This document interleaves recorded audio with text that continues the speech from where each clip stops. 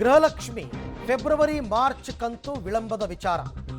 ಈಗ ಬೆಳಗಾವಿಯಲ್ಲಿ DCM DK Shivakumar ಅವರು ಪ್ರತಿಕ್ರಿಯೆ ಕೊಟ್ಟಿದ್ದಾರೆ.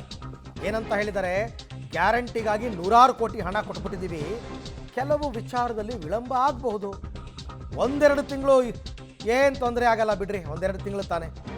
ಗ್ಯಾರಂಟಿ ಯೋಜನೆಗೆ ನಮ್ಮ ಬದ್ಧತೆ ಇದೆ, GST ಕಾರಣ 1 ರಿಂದ 15,000 ಕೋಟಿ ನಮಗೆ ನಷ್ಟವಾಗಿದೆ ಅಂತೆಲ್ಲ ಒಂದಷ್ಟು ಕಾರಣಗಳನ್ನ ಕೊಡ್ತಾರೆ.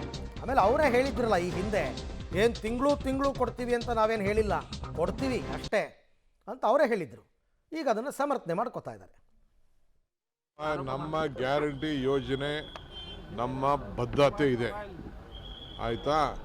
ಟೈಮು ಕೆಲವು ಸಂದರ್ಭದಲ್ಲಿ ಈಗ ನಮಗೆ ಇದ್ದಕ್ಕಿದ್ದಂಗೆ GSTನ ಕಟ್ ಮಾಡಿಬಿಟ್ಟಿದ್ದಾರೆ. GST ಕಟ್ ಮಾಡಿಬಿಟ್ಟು ನಮಗೆ ಸುಮಾರು 10-15,000 ಕೋಟಿ ರೂಪಾಯಿ ನಮಗೆ ಲ್ಯಾಪ್ಸ್ ಆಗಿದೆ. ಕೆಲವು ವಿಚಾರದಲ್ಲಿ ಕೆಲವು ವಿಳಂಬ ಆಗ್ಬೋದು. ನಾವೇನು ಮಾತು ಕೊಟ್ಟಿದ್ದೀವಿ, 100 ಕೋಟಿ ರೂಪಾಯಿ ಕೊಟ್ಟಿದ್ದೀವಂತೆ, 1 ತಿಂಗಳು 2 ತಿಂಗಳದ್ದು ಏನು ತೊಂದರೆ ಇಲ್ಲ, ಯಾರ್ದು ಏನಿಲ್ಲ. ಫಸ್ಟು BJP ಅವರು ಅವ್ರು ಮಾತು ಕೊಟ್ಟಿದ್ರಲ್ಲ ಬೇರೆ ರಾಜ್ಯಗಳಲ್ಲಿ, ಅದನ್ನು ಫಸ್ಟು ಬಿಡುಗಡೆ ಮಾಡಿಸ್ಲಿ, ಅವರು ಮಾತಾಡಲಿ. ಅವರು ಈಗ ಸೆಂಟ್ರಲ್ ಗೌರ್ಮೆಂಟ್ ದುಡ್ಡು ನಮ್ಮ ಮಾತು ಕೊಟ್ಟಿತ್ತು, ಏನಪ್ಪ ಅಂದ್ರೆ ನೀರಾವರಿಗೆ. ಇಲ್ಲ ಇವತ್ತವ್ರಿಗೆ ಹೇಳ್ಕೊಟ್ಟವ್ರೆ, ಮಾದಾಯಿಗೆ ಯಾಕೆ ಗಲಾಟೆ ಮಾಡ್ತಾಯಿಲ್ಲ, ಮಾದಾಯಿಗೆ ಯಾಕೆ ಗಲಾಟೆ ಮಾಡ್ತಾಯಿಲ್ಲ.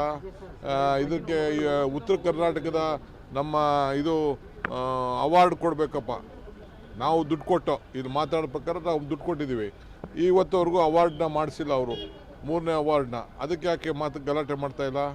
ಉತ್ತರ ಕರ್ನಾಟಕ ಬಗ್ಗೆ ಚರ್ಚೆ ಮಾಡೋಕ್ಕೆ ನಾವಿಲ್ಲಿ ಕರೆದಿದ್ದೀವಿ, ಅದರ ಬಗ್ಗೆ ಯಾಕೆ ಇವತ್ತವರೆಗೂ ಧ್ವನಿ ಎತ್ತಿಲ್ಲ?